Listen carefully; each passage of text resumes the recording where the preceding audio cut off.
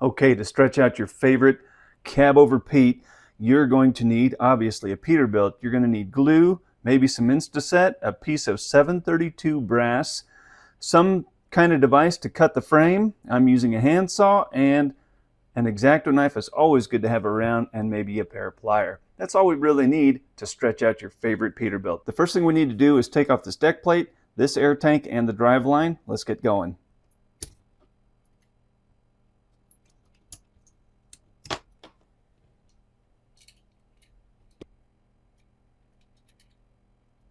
Now that we have the parts removed, let's take a look at this truck.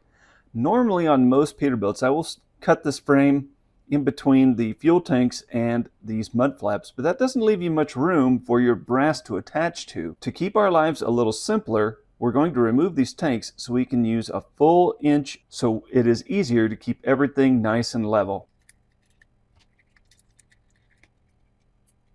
Now that we have our fuel tanks off, we're going to go ahead and cut right here behind this little cross member, and that will give us equal amounts of frame for us to mount our brass to. You can use any amount of devices to cut your frame.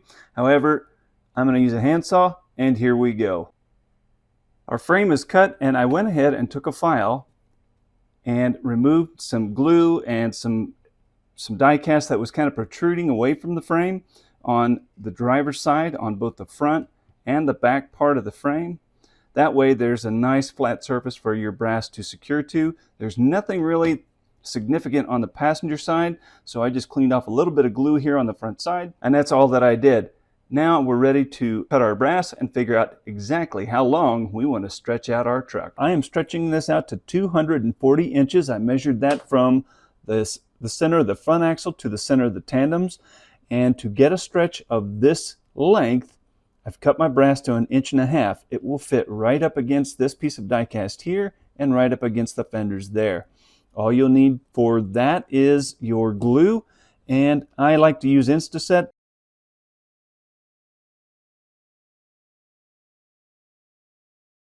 Is go to the back of the cab, and that cab is angled right up here, so you want to go towards this part of the cab and make sure that your brass is straight. And as you can see, mine is well off. So we are just going to bend both pieces up a little bit, and that is darn near perfect. And now we are ready to move towards the back. Now you notice these are not perfectly straight. They're not parallel perfectly, and that's fine. We can go ahead and straighten that up just like so.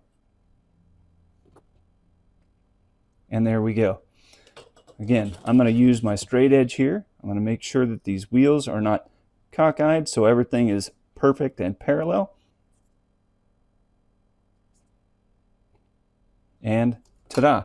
Our truck is stretched. You can stop here if you would so desire.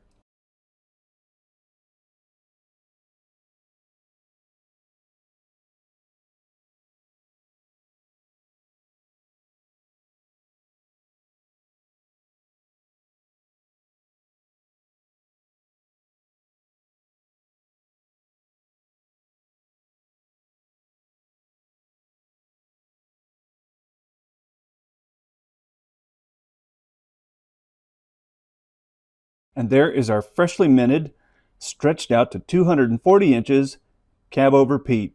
Let's go get some photos of this and have a look at it on the layout.